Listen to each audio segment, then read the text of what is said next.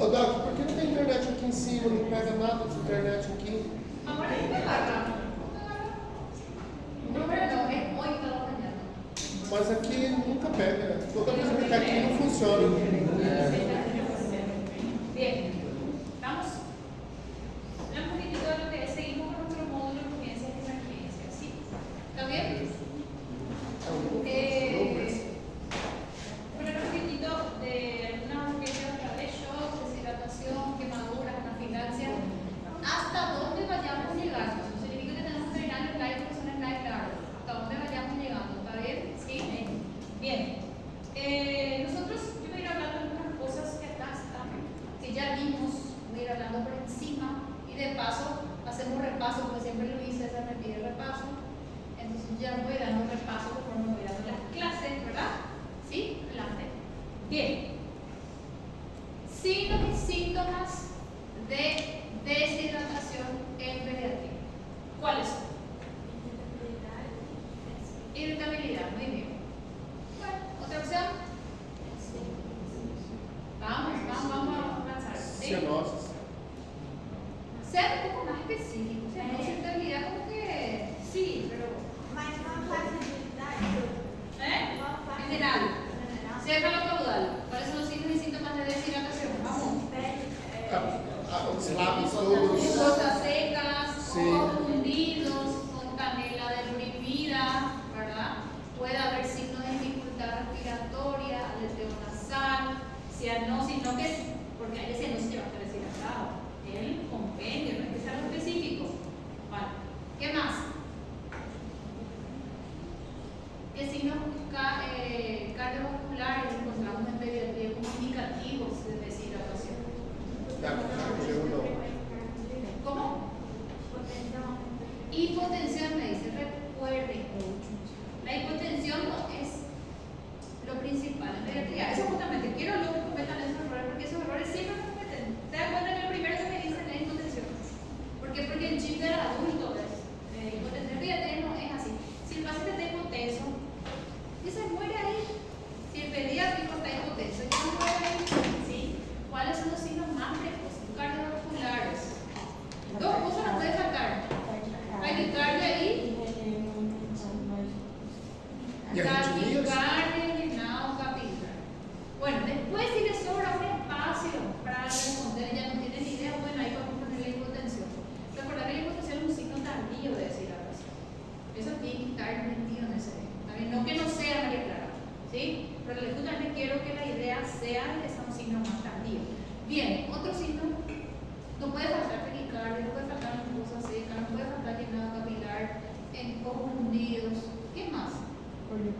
Oliguria, afectación de órganos medianos. Y ahí, como mencionamos oliguria, ahí podemos mencionar irritabilidad, somnolencia, ¿verdad? Porque eso que refleja afectación de qué? De órganos medianos. Muy bien, revisen signos clínicos de deshidratación. Ahora, ¿cómo divido la deshidratación en pediatría? ¿Cuáles son las opciones? ¿Tengo una forma de dividir? ¿Tengo una forma de clasificar? Tengo. Leve, moderada y severa. Perfecto. Y entre la severa y el shock. A ver, ¿qué signos clínicos tiene que tener una deshidratación para que yo diga que es severa? ¿Quién va a diferenciar una leve de una severa? Afectación de órgano diana. ¿Cuáles son los síntomas de afectación de órgano diana? Acabamos de decir, ¿verdad? Compromiso neurológico y compromiso renal fundamentalmente, ¿verdad? Bien, ahora, ¿cuál es la línea o la diferencia entre la deshidratación severa y el shock hipovolémico? ¿Cómo yo diferenciar? ¿Puedo diferenciar o no puedo diferenciar? ¿Cómo? Muy bien, ¿cómo? Com baixa saturação. ¿Otra opción? Taquicardia. Llenado capilar. Llenado capilar es un factor muy importante. O sea, generalmente esa diferenciación es un poco más difícil. La línea entre la deshidratación severa y el shock es muy pequeña. ¿Sí? Afectación de una radiana, llenado capilar retrasado, normalmente no habla de un shock que puede estar compensado o descompensado. Porque no choque e na desidratação ele faz a hipotensão também, né? Claro, ¿en qué tipo de shock hace hipotensión? ¿En la compensada o la descompensada? En la descompensada.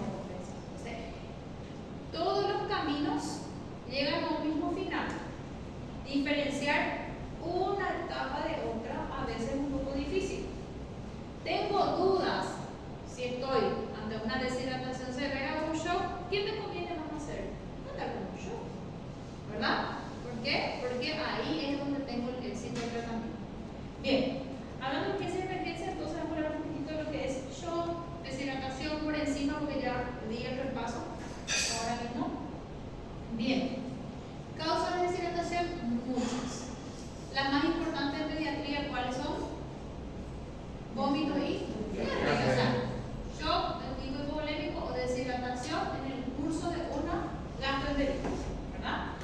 Igual tengo muchas causas. La más frecuente en pediatría siempre es la pérdida gastrointestinal, ¿verdad? Acá tenemos la clasificación, acá tenemos la escala de Gorlin. Me interesa que esto lo vayamos manejando. Escala de Gorlin. En las urgencias siempre se utilizan escalas y tablas. ¿Para qué? Para clasificar el paciente. ¿Para qué clasifico el paciente? Para tratar. Entonces, escala de Gorlin está pegado en casi todas las urgencias. ¿Cómo se utiliza y qué es? Una forma rápida y fácil de clasificar la deshidratación leve, moderada y grave. ¿Cómo utilizo? Menos de 3 puntos en la escala dividido como leve. ¿Sí? 6 a 10 puntos, de 3 a 5, perdón, vamos como moderada y de 6 a 10 grave. ¿Sí? Ahora, todo paciente con deterioro del estado mental ya se puede clasificar directamente ya como una grave. ¿Por qué? Porque afectación de órganos dianas. Entonces, moraleja, afectación de órganos dianas clasifica como una severa. ¿Sí? Bien. Recordar los planes, ¿verdad? Del tratamiento de la deshidratación. Plan A, plan B y plan C. Dentro de la urgencia del hospital, vamos a utilizar más el plan C. Vamos a un paciente con signo de deshidratación severa o shock. Vamos a recordar otra vez lo que dimos. ¿Cómo se hace el plan C? ¿Cuál es el objetivo y cuál es la vía? Tratar la deshidratación grave por diarrea. Acá también barra, shock, podemos poner, ¿verdad? El tratamiento es el mismo, para ver que no cambia, ¿sí? Utilizar rápidamente la vía endovenosa y las soluciones a administrar son las cristaloides, dentro de ellas solución salina o leche de la. Hasta aquí el repaso. ¿Dudas? Ninguna. Es volver a revisar otra vez lo tenido dado, ¿sí? Bien. Paciente con deshidratación severa. Plan C. ¿Cuál es la dosis del plan C? ¿Cuál es la dosis de líquidos a administrar en el plan C? ¿Cuánto? 20 ml por kilo. Muy bien. Volvemos a repetir. No pueden terminar pediatría, por favor, de la vida sin aprender a tratar shock de deshidratación severa. ¿Sí? Ahí no muere el niño. ¿Sí? Bien. ¿Cuál es la dosis? La primera hora 20 ml kilo, la segunda hora 20 ml kilo y la tercera hora 20 ml kilo. Hasta un máximo de 3 veces. ¿Verdad? Eso es lo que hago en ese es mi primer. ¿Está bien? Bien. Esto es repaso todavía. Vamos por encima. Bien. Volví a poner acá. En caso de diarrea, recordar que existen diarreas que se pueden tratar con antibióticos. ¿Verdad? ¿Cuáles son las diarreas que se tratan con antibióticos?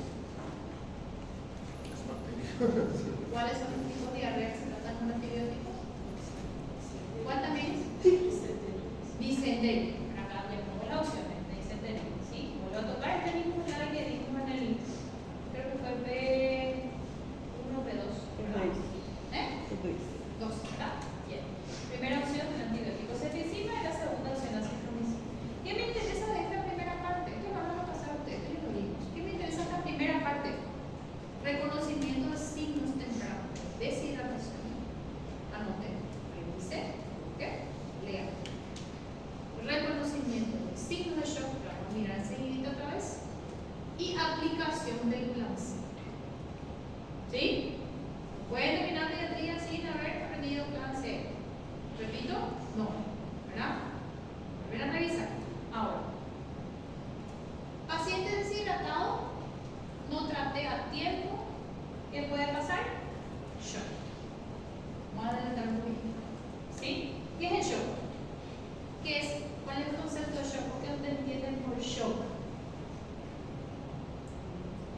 ¿Qué entienden por shock? Estado tisular. ¿Otra opción? Bien.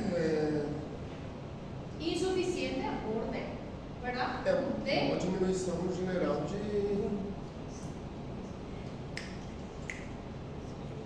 ¿Qué entienden?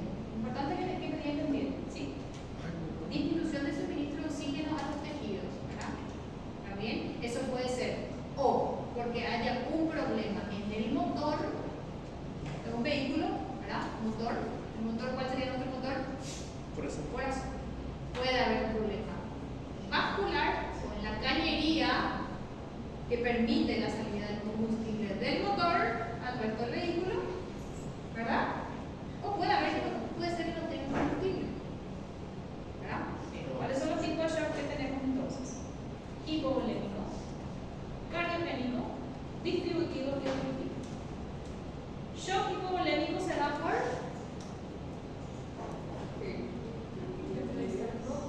¿cómo? ¿Por qué se da shock hipovolémico? Porque no tengo combustible excelente, no tengo combustible, o sea, hay una pérdida o una disminución de ese volumen circulante intravascular que hace que no llegue oxígeno a nivel tisular. Perfecto. Shock cardiogénico, ¿dónde está el problema? En el motor. Mucho más fácil aprender así, ¿verdad? En el motor, ¿verdad? Entonces, no hay hay correcto volumen, pero no hay una correcta distribución de ese volumen circulante a nivel tisular. ¿Sí? Bien. Shock distributivo. ¿Dónde está el problema? Vascular. O sea, tengo un problema con la cañería del vehículo. Tengo combustible motor, pero no tengo distribución adecuada. ¿Por qué se puede producir? Vamos a ver cuáles son los diagnósticos más frecuentes del shock distributivo. ¿Alguien recuerda un ejemplo de shock distributivo? No. ¿Hemorragia cuál sería? Hipovolémico. ¿Un ejemplo de shock distributivo? Muy bien. Puede ser la anafilaxia también, ¿verdad? Hay una vasodilatación o una dificultad para la regulación vascular. Entonces, esos vasos que normalmente tenían que tener un calibre así, aumentan. Entonces, hay una pérdida, hay una dificultad en esa distribución. ¿Por qué? Porque no hay un manejo correcto de presiones intravasculares, ¿verdad? Y luego tenemos el obstructivo que no es tan frecuente. ¿Ejemplo de shock obstructivo? ¿Sí? Mas no anafilático seria aí pela vasoconstrição. Vasodilatación. No anafilático? Sí, fíjate, una vasodilatación. ¿Sí? Obstructivo. Também tenemos entendi shock muito bem obstructivo. esse destrutivo. Distributivo. Ya. ¿Alguien me ayuda para explicarle al compañero? Mas vasodilatação por vaso da vista. Aí tem esse travamento, esse distributivo. Sí. Para que llegue sangre a un tejido, tiene que haber una regulación del sistema de presión. Tiene que haber una presión que permita que llegue al vaso. Cuando hay una disregulación, no hay una regulación, o sea, hay por ejemplo una sepsis, como dijo María Clara, o hay una anafilaxia donde estos vasos sanguíneos se abren o se vasodilatan, no hay presión suficiente para que llegue a nivel tisular. Entonces, tienen buena función cardiovascular, tienen Combustível. buen volumen circulante, pero no tenemos un sistema de presión efectivo para una buena distribución tisular. O sea, ahí puede suceder. Vamos a ver cuáles son cada uno de los ejemplos. Y el shock obstructivo es el taponamiento cardíaco, ¿verdad? Que impide que ese volumen circulante salga del corazón y no por una falla primaria cardíaca, ¿verdad? Sino más bien por un objetivo. Bien. Vamos a ver un poquito. Shock hipovolémico. ¿Sí? Bien. Disminución del volumen circular. Hipovolémico, mi problema es volumen. El shock hipovolémico en pediatría o la clasificación general es hemorrágico y no hemorrágico. ¿Sí? Shock hipovolémico, pérdida de volumen circulante o disminución del volumen circulante. Puede ser por dos razones. La lógica dice hemorragia o no hemorragia, ¿verdad? ¿Sí? Bien. Shock hemorrágico, resultado de traumatismo importante con grandes pérdidas sanguíneas. Lógica, fractura de fémur, por ejemplo, hay grandes pérdidas sanguíneas, ¿sí? Traumatismo, trauma cerrado de abdomen.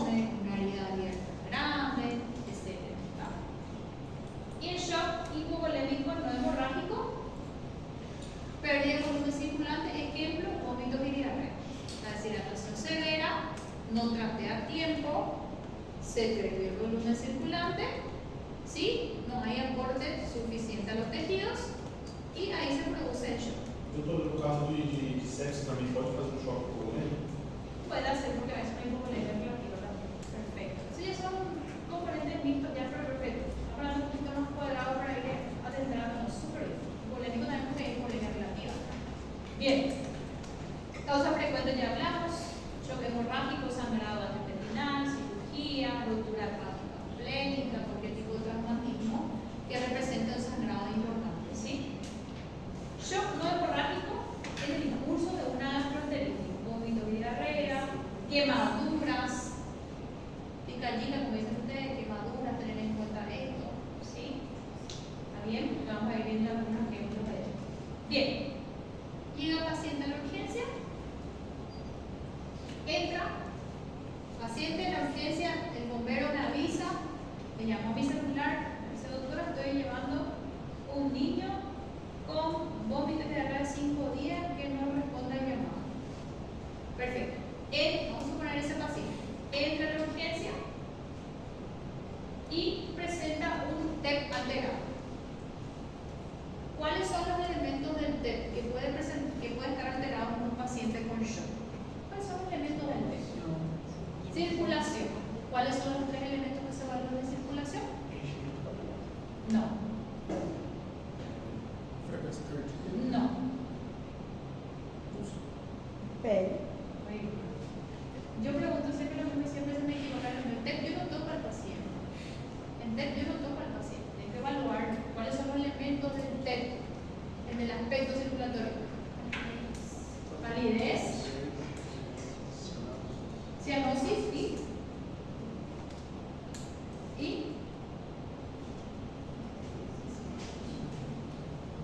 validez, cianosis y Ana, Giovanna, Amiris, y reticulado, ¿verdad? O bien marmórea, ¿verdad? O sea, alguna afectación metiéndose. Los niños con shock compensado pueden presentar anomalías circulatorias como piel pálida o marmórea o piel reticulada que no cumple marmórea.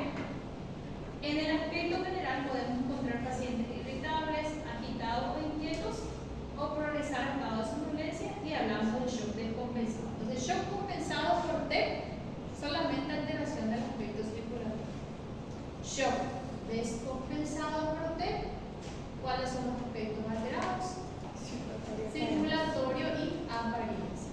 O sea, un paciente que llega y ya puedo tener una idea, veo una piel pálida, circulación marmórea, sin signo de dificultad respiratoria, sin otro elemento, ya 3 segundos ya puedo ya más o menos identificar el shock, ¿verdad? Bien. Luego, esta es la temática para toda la urgencia. Se dan cuenta que para toda la urgencia es TEP-ABCD. Paciente que llega a la urgencia, no sé qué hacer, no me acuerdo de gastría, el número de teléfono de la operación está ahí. ¿Qué tengo que hacer? Solamente acuerdo. Me inicia el control. Paciente entra sin encontrar señales, ya miro el de ella, ¿verdad? Y automáticamente ya iniciamos el ABCD si es que hay algo que. Después voy a pensar cuál fue la razón. ¿Sí? Bien, el ABCD de un paciente con shock hipovolémico.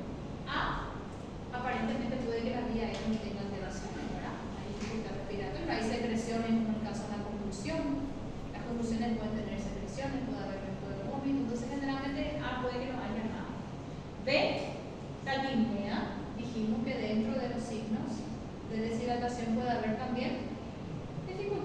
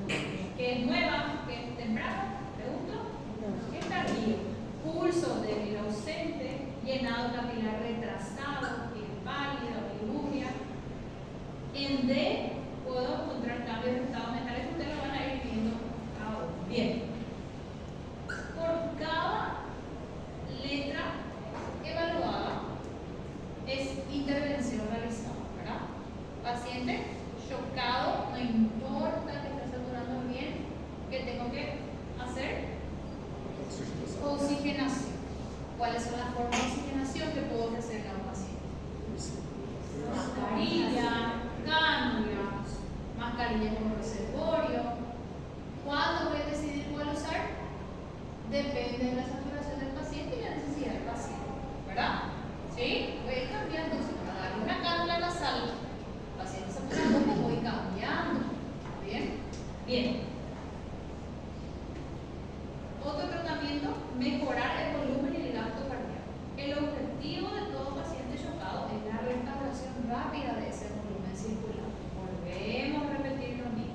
Contar con acceso vascular adecuado, doble vía de grueso calibre y en tiempo récord. Este está en rojo, no es porque yo sea exagerado, porque es así. Hay que repetirlo 30 veces, ¿verdad? ¿Sí? Cuando no se logre rápidamente canalizar o tener una vía alternativa. ¿Cuál es la vía alternativa? La vía intravenosa. Estamos, paciente con test de shock, ya llega, evalúa los aspectos ABCDE, en A, en teoría no debe haber problema porque debe estar liberada la vía aérea, excepto que sea un shock hipovolémico por traumatismo, porque ahí sí puede ser que tengan que estabilizar la columna, ¿verdad? ¿Sí? Bien, entonces, en B, ventilar al paciente, ofrecer oxígeno. Y en C, mis medidas fundamentales de restablecer el volumen circulante. ¿Cómo voy a restablecer el volumen circulante? Administrando cristaloides isotónicos, solución salina y ringlactato 20 ml en bolo. Aquí habla bolo. ¿Qué significa bolo?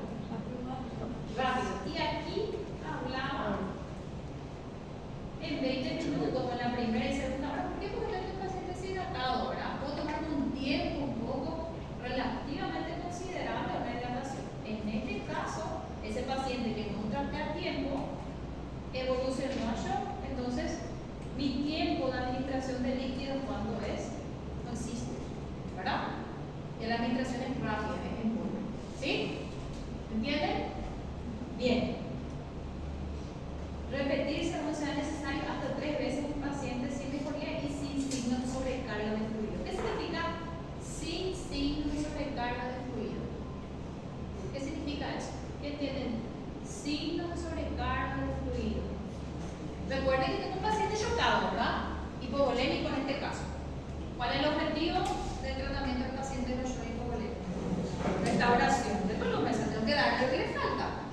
¿Tengo un límite? Claro que tengo un límite, ¿verdad? Por cada infusión de 20 ml el kilo que yo dé, tengo que volver a evaluar clínicamente antes de dar la siguiente infusión, ¿cierto? ¿Y qué signos debo buscar entre una infusión y otra? ¿Qué es lo que tengo que evaluar?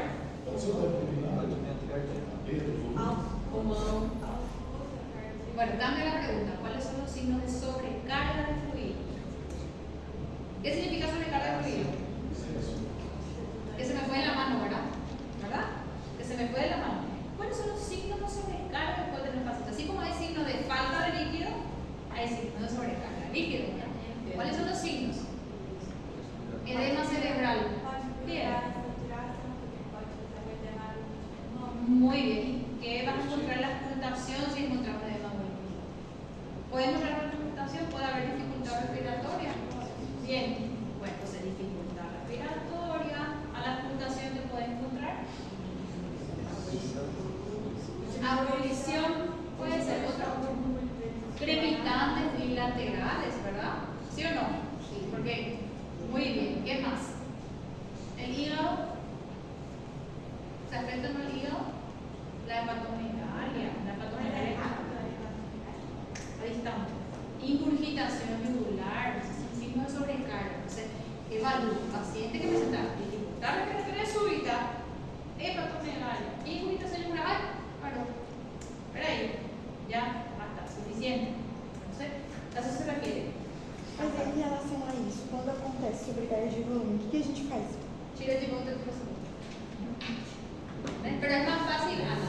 ¿No? Es que no se casen con el pensamiento de que, ay, no voy a pasar mucho porque le voy a sobrehidratar. No. Es mejor pasar la dosis correspondiente y después volver a sacar. ¿Ves? No es nada más que tengo que decir si tocar el tema, ¿verdad? Bien. Doutora, no caso, quando a gente faz essa quantidade de volume depois, como é que a gente faz para fazer o balanço líquido que entrou e saiu? Da quantidade infundida? Si está No, tu teniendo signo clínico, porque estamos hablando de rapidez. Ahora, cuando ese paciente va a la terapia, ya hay otras medidas de medición de líquido, ¿verdad? Esto es rápido, esto es en términos de una hora. Hasta 3 veces, la otra dijo hasta 13 veces. Con 1 el paciente ya puede mejorar, con 2 el paciente ya puede estar súper bien y no necesita un tercero. Para eso, entre cada administración de 20 ml kilo, evalúe constantes vitales. Ya no tiene relleno capilar retrasado, ya hizo una vez pipí, ya mejoró la frecuencia cardíaca, entonces no necesita una segunda infusión, ¿verdad? Mas quanto tempo depois eu faço seu tubo? Uma hora depois? No, si es paciente chocado, 20 ml kilo, ¿veis? Evalúa clínicamente. Falta nuevamente, no hay un tiempo. Tipo, se você faz um bolo em 1 minuto, ele tem que prestar tudo assim melhor. Claro, enseguida la frecuencia cardíaca mejora, despierta al paciente, estamos hablando de un shock hipovolémico, ¿está bien? O sea, 20 ml por kilo, unos 200 no van a ir en unos minutos, van a ir en 15, 20. No, el bolo no es tan es bolo, pero no es algo así tan claro. Bien. En el shock hemorrágico se debe administrar sangre y realizar un tratamiento definitivo para la causa de la hemorragia. En caso que sea hemorrágico es fácil, ¿verdad? Es coercir la hemorragia y, aparte de la solución cristaloide, pudiera hacer falta pasar sangre, ¿verdad? Va a depender de la cosa de los que estuvieron ayer con la doctora, creo que Clara y no sé quién más estuvo ayer. En el parto tuvimos. Acho que daqui uns minutos mas depois eu sou progressão. Pero ayer, ese desangrado que vimos ayer era imposible. E dentro da Impossível. cavidade também se expõe muito. ¿Sabes qué hizo la doctora Carmen? La otra, bebé nació, parto. Bebé nació 10 y 20, por así agarrar números. Llevé bebé 10 y 20 y 23 yo terminé con bebé sin mentir porque la interna le terminó de vestir. Salí 23 cuando me senté para escribir, ya vi una cantidad de sangre en el piso y ya vi que ya estaba conectada a la sangre. Imagínense la rapidez, por eso tiene que estar toda la sala de parto. O sea, eso tiene que ser rápido. El suelo estaba así, la licenciada estaba apretando así el suelo para que pase y el otro lado ya tenía puesto la sangre. Eso habrá pasado 5 minutos en ese interín. Pero miré para sentir bebé y luego fui a mirar para avisar algo a la mamá, tipo, todo bien, belleza, algo esto.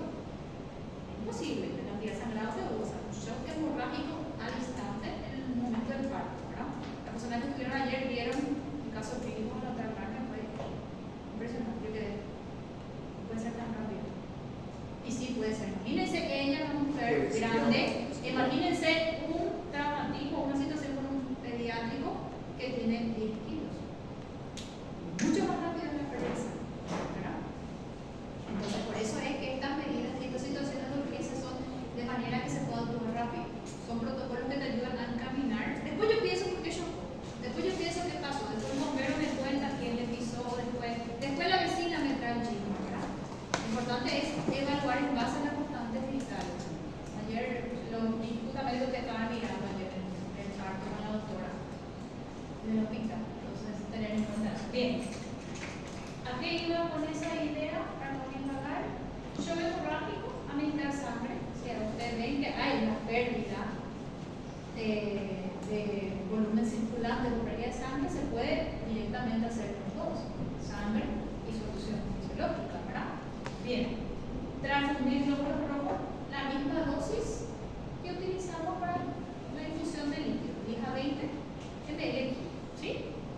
Bien, y control de la hemorragia. Estamos con un shock hipovolémico hemorrágico, el control de la hemorragia, ¿sí? Fractura fémur, trauma cerrado del abdomen, dependencia de la causa que haya, ¿sí? Bien, hasta aquí, dudas. Es todo vago, pero las ideas principales son las que se tienen que captar, ¿sí? Todo esto yo voy a hablar en casos clínicos. Entonces, vayan ya a la hora de estudiar, usen su inteligencia artificial, su ChatGPT, bien utilizado, generen casos clínicos. Generen casos clínicos. ¿Saben generar casos clínicos, verdad? Practiquen así, generar casos clínicos.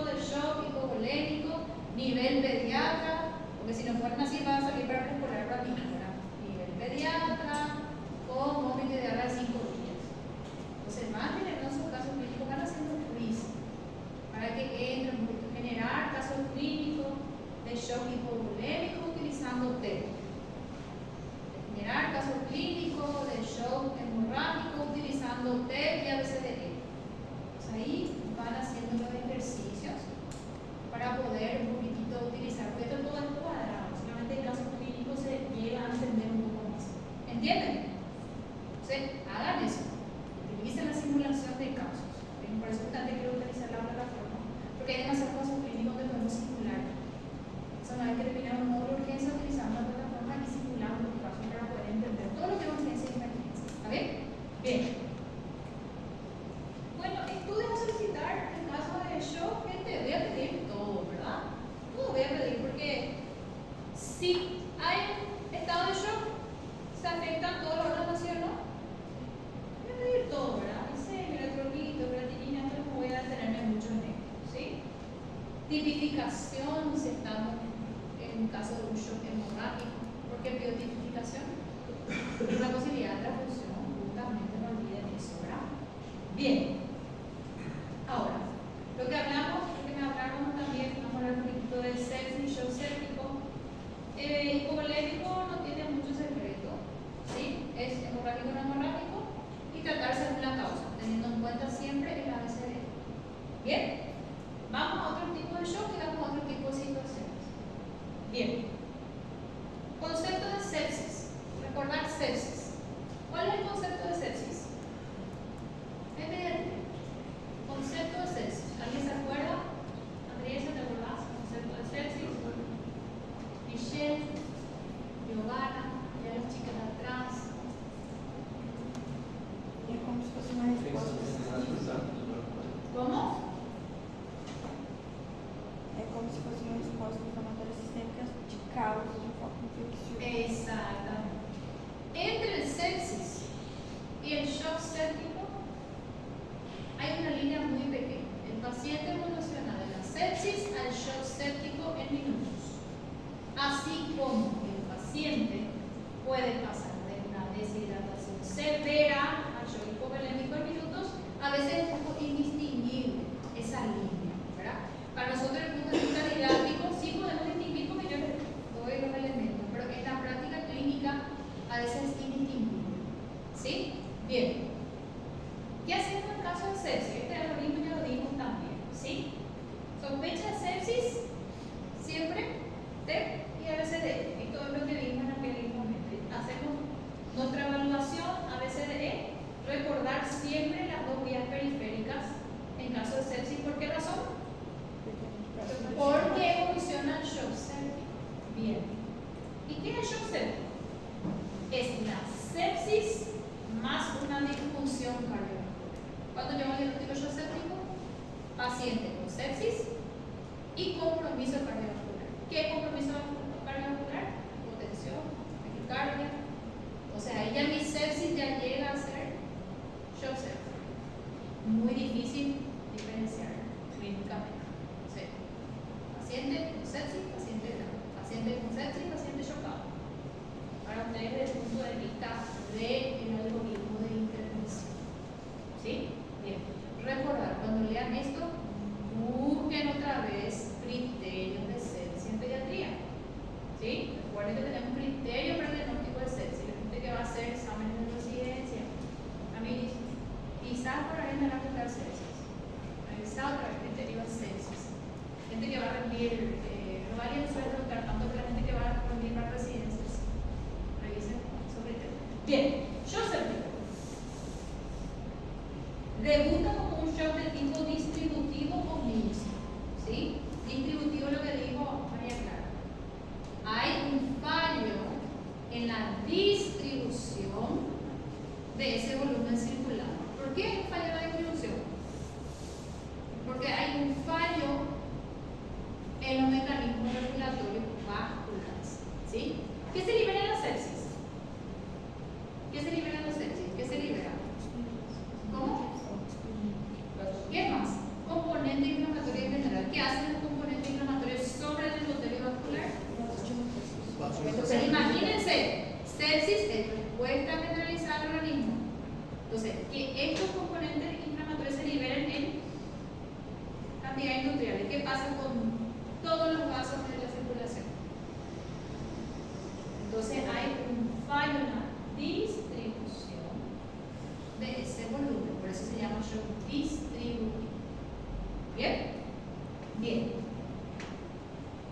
Perfecto. Tanto como shock, la misma historia, dije 20 ml kilo, no cambia, todo lo que es shock lleva el mismo tratamiento. ¿Qué cambia para el shock séptico? Que en la primera hora inicio de cosa, el tratamiento empírico antibiótico inicia. ¿Sí? ¿Hasta aquí? ¿Dudas? ¿Preguntas? ¿Con shock? Lean, revisen shock séptico. Ya todo yo lo digo, shock hipovolémico. Básicamente es ir, más que los diagnósticos, es el algoritmo de tratamiento inicial, que es lo que tiene que hacer. ¿Está bien? Bien. Seguimos un poquito más, vamos todavía en tiempo. Vamos a hablar un poquitito de lo que es quemaduras. ¿Sí? Doutora, mas aí, por exemplo, Sim. eu lembro que é menos de um mês para MPCF e mais de um mês para cifotaxina. Exatamente. Se tiver um menino de 5 anos com choque séptico, eu vou dar cifotaxina com ele? Claro, porque te dice acá, mira, es menos de un mes y este tiene que ser más de un mes.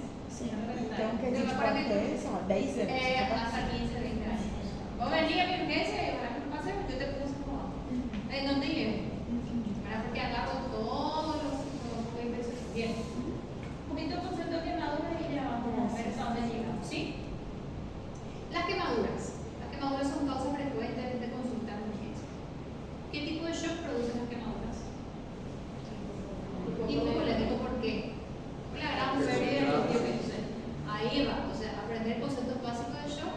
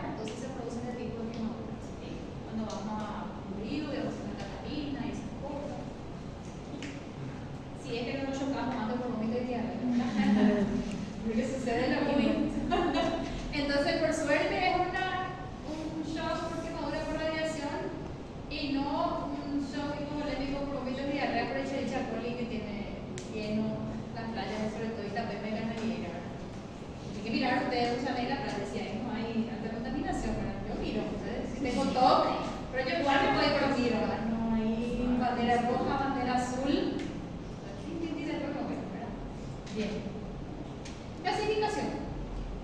Esta es la clasificación nueva, que es la que se utiliza. Sí, esta que se pregunta a ustedes también en los exámenes internacionales. No se preguntan más primer grado, segundo grado, tercer grado, así que no me lo olvido. Eso es retro. ¿Sí? Esta es la clasificación que vamos a aprender. Superficial, equivalente a lo que era primer grado. ¿Sí? Espesor parcial superficial o segundo grado superficial. Espesor parcial profundo o segundo grado profundo y espesor total o tercer grado. Estos nombres están acá grados, ya no me interesa, me interesa estos nombres que están acá porque estos nombres es lo que le van a aparecer a ustedes en los exámenes de otro lado. ¿Está bien? O sea, acostúmense con esa palabra. Primer grado, segundo grado ya al olvido.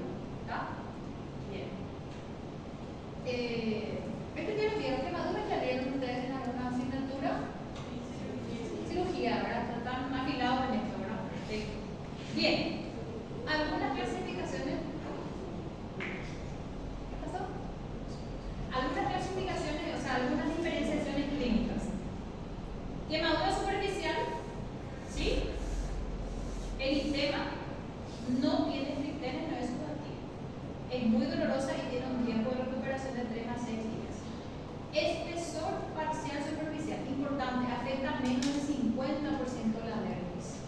¿Sí? Rosado, ampollas, muy dolorosas, no deja cicatriz. El superficial no deja cicatriz. Ahora, el profundo, pálido, ¿sí? Puede doler o puede ya no doler incluso y sí deja cicatriz. ¿Sí? Espesor total, blanco, nacarado, ¿sí? Ya no hay, se quemó todas las terminaciones nerviosas incluso, no hay dolor, ¿sí? No puede haber dolor y no suele durar solo, requiere cirugía para injerto, ¿verdad? Igual en el cuarto grado ya cuando hay afectación de fascia y músculo, eso no tiene, no va a cicatrizar en un caso. Bien, aquí tenemos esto, podemos clasificar como esto, blanco nacarado, ¿verdad?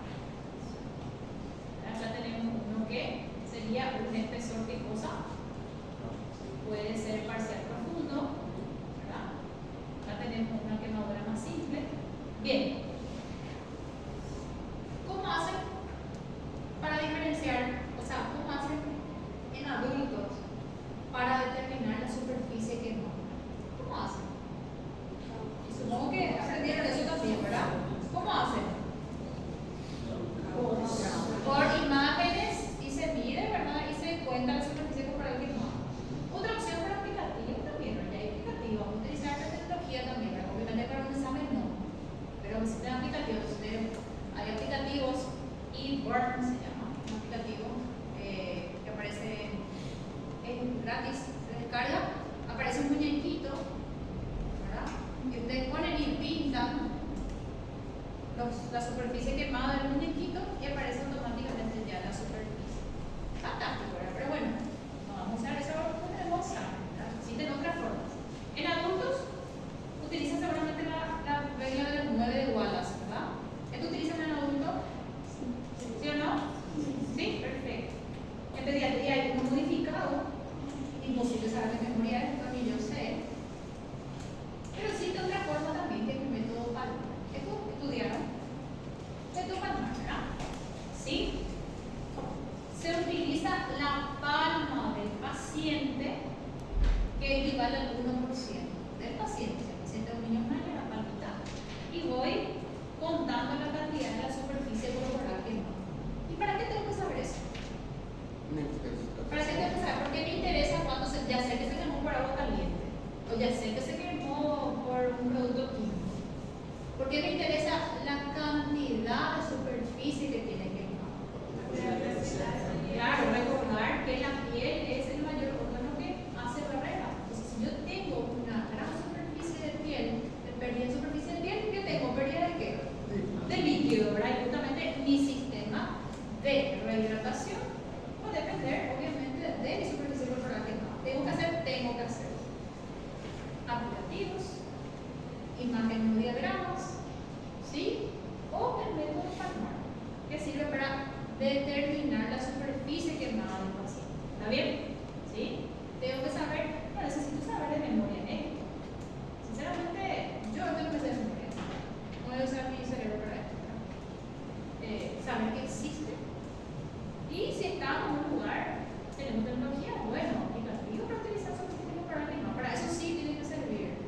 yo me encargo del tratamiento. Mi cerebro lleva a hacer el tratamiento, ¿verdad? ¿Sí? Bien. Tratamiento, manejo hospitalario. Paciente quemado, el paciente que voy a hacer ABCDE puede no tener alterado el TEG. El paciente puede llegar perfectamente estable. Pero ¿qué pasa? Es un paciente que requiere atención inmediata, ¿sí o no?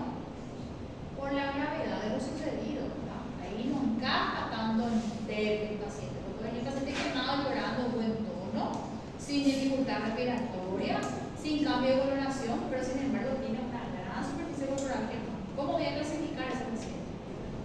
Grave, rojo, ¿verdad? No por usando TEG, sino por lo sucedido. Existen diagnósticos también que hacen que el paciente tenga que tener una atención prioritaria. Si tengo todo el mundo verde en urgencia, nivel de atención 4, nivel de atención 3, y tengo un paciente estable, pero llega con una quemadura, mi prioritario va a ser ¿cuál? Ese paciente puede perfectamente estar como rojo amarillo por el diagnóstico y por la cinemática de lo sucedido, ¿verdad? Bien. Tratamiento prehospitalario, esto lo dejo acá, tampoco, vamos a ver igual. En el caso de lesión térmica, enfriamiento inmediatamente después de la quemadura limita el área de la lesión y mejora la cicatrización. O sea, el niño que se quema con un abrigo, obviamente sacarle el abrigo, sacarle la ropa para disminuir el daño a nivel de la piel, ¿verdad? Mucha gente, los expertos recomiendan que el área quemada se enfríe con agua fría 10 minutos después de la lesión. Es agua fría, ¿no? Y ¿qué quiero que hacen? Otra vez, ¿verdad? Temperatura del agua no debe ser inferior a 8 grados. 5 grados, como yo sé, la cerveza de la puerta de la heladera es 5 grados. Por ejemplo, 5 grados, yo digo 5 grados es la puerta de la heladera. Entonces, esa cerveza que te van a la puerta de la heladera es 5 grados. ¿Sí? Al menos para hacer la comparación, ¿sí? Evitar hipotermia, retirar ropa quemada, lesiones químicas, retirar la ropa, irrigar con agua, ¿sí? Sacar el químico, lavar, en caso de ácido químico, ¿verdad? En caso de quemaduras eléctricas, obviamente separar el paciente del sitio donde se produce la quemadura. Separar cómo. Separar cómo. Como hacía en un capítulo del Chavo. Recuerdo que ustedes quemaba uno y quemaba todo con una aislante, ¿verdad? No, es importante porque la gente va, hace y recibe la quemadura. Recibo todo en el hospital. Entonces, con un aislante, un sistema aislante que permite separar al paciente, ¿verdad? Bien. Vamos terminando. Manejo hospitalario, ABCDE, paciente quemado, ¿sí? Puede encontrarse la vía aérea obstruida. Claro que puede encontrarse. ¿En qué casos? En casos de inhalación o quemadura. Recuerden que el paciente puede inhalar ese vapor. ¿Y qué pasa con ese tejido respiratorio? Edema, pisa. Paciente con sospecha de quemadura por inhalación. ¿Cómo voy a sospechar eso? Cilios quemados, ceja quemada, nariz con restos de quemado. Paciente con sospecha de inhalación o quemadura, intubación inmediata. ¿Por qué intubación? Porque va a desmatizar. Si recuerden siempre eso, paciente con sospecha de inhalación se debe intubar. ¿Está bien? Sí. Se puede morir una paciente del hospital, no en nuestra área, en el área de adultos, justamente porque no porque no hay, sí, vamos a ser sinceros, quizás no va a tiempo, capaz de morir más luego, ¿verdad? Pasaba, yo estoy mirando, y la señora estaba quemada, tenía quemadura solamente de aquí para arriba, y el cabello estaba quemado, se parecía que tenía unos rulitos así, quemado, ¿verdad? Hecho pasaba,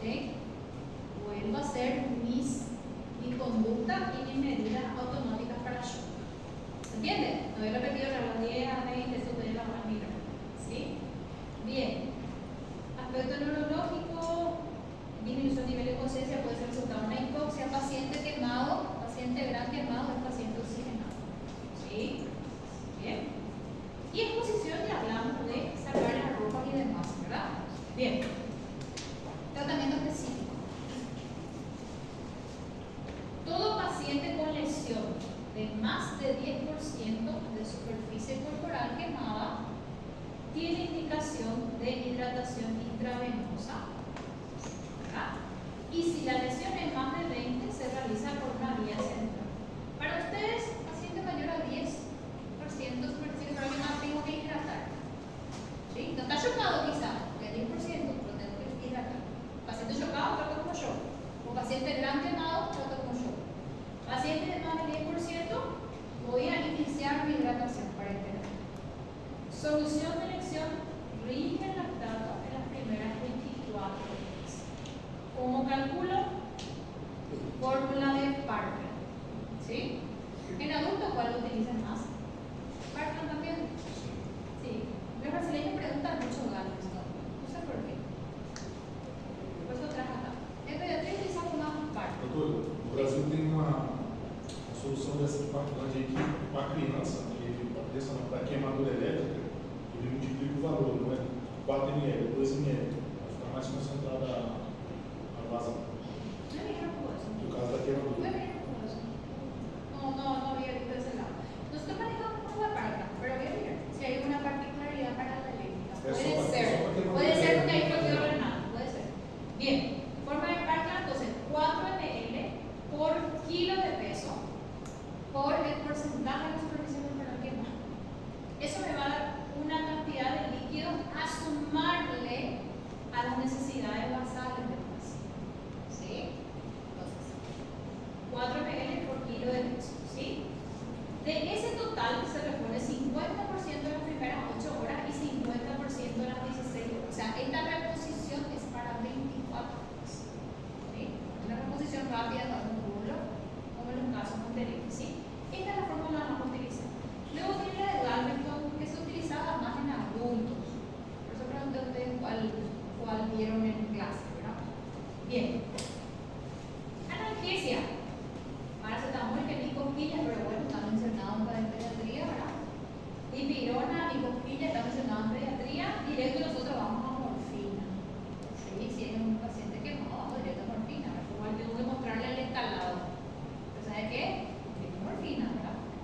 Morfina, 0,1 miligramos kilo peso, dosis intravenoso o subcutáneo.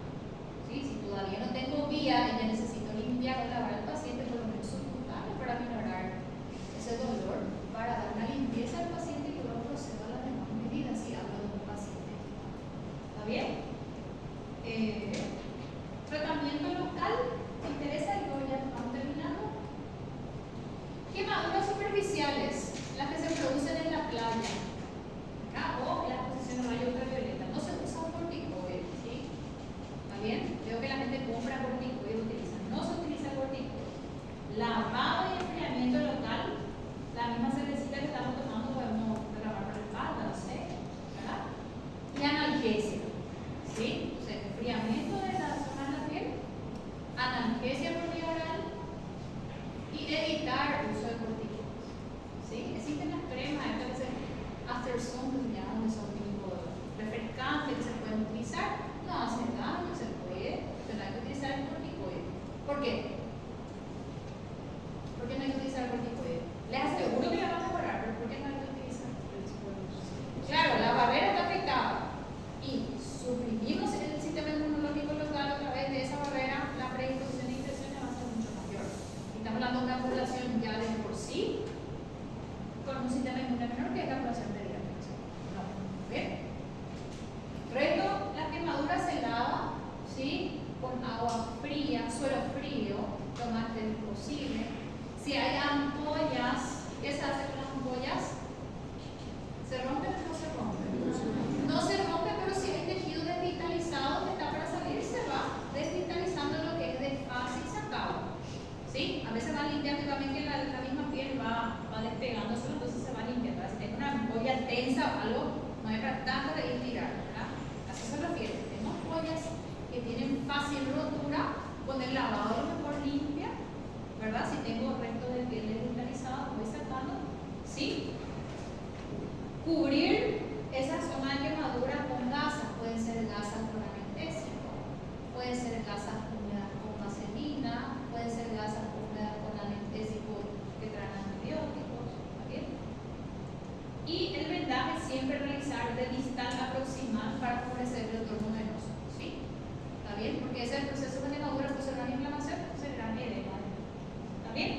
Bien, ¿dudas hasta aquí? Criterio de traslado que podés buscar en el bien y quedamos hasta aquí. Próxima clase, explicarse. ¿Sí? Tem alguma porcentagem, por exemplo, de Queimado? das coisas corporais